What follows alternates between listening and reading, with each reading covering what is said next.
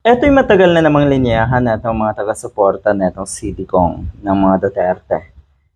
Ang mga nasa politiko daw na takot kay Digong, okay, ayun daw na mga may ginagawang masama. Yung mga gumagawa daw ng masama ng mga politiko, yun daw ay mga takot kay Digong.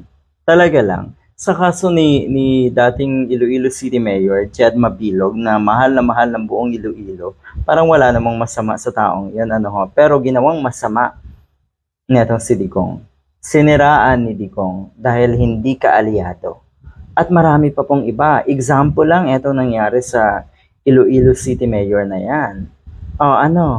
Bumuti daw ang kalagayan ng bansa. Marami daw ang nakinabang sa drug war na yan. Marami ang nakinabang o marami ang biktima?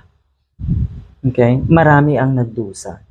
Abay, kung totoo talaga yung drug war na itong si Duterte, dahil alam naman natin kung bakit umusbong ang drug war, bakit inilunsad na itong si Digong ang drug war. Sabi nga ni Senator Trillanes, yan daw ang ginamit niya para panakot.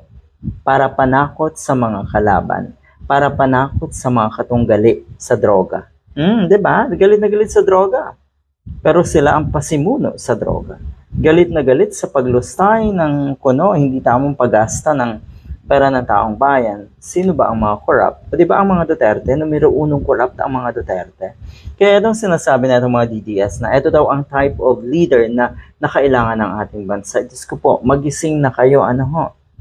Yung ganitong leader ay hindi nga makalabas ng ibang bansa itong damuhong ito. Diba? Hindi ba't kahihiyan ang dinala niya sa ating bansa? Hindi ba't puro problema? Talaga lang sigurong nabulag kayo. Talaga lang sigurong napaniwala kayo sa mga propaganda ng mga Duterte. Taktika ng mga Duterte ang gumamit ng propaganda. Ilihis at baluktatin ang kaisipan ng mga kababayan natin para madali nilang mapaniwala sa kanilang mga kadramahan.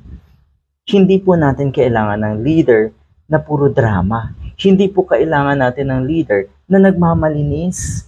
Okay? At lahat ng kanilang dumi ay iaakusa at ituturo sa ibang tao. Lahat ng kanilang ginagawang masama ay ituturo at ibabato sa ibang tao.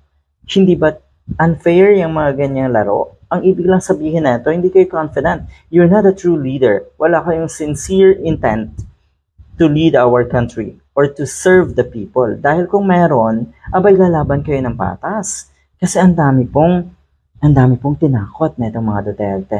Doon pa lang sa punto na tinatakot ang mga hindi kaalyado, ang ibig sabihin niyan, gusto nyo maghari-harian.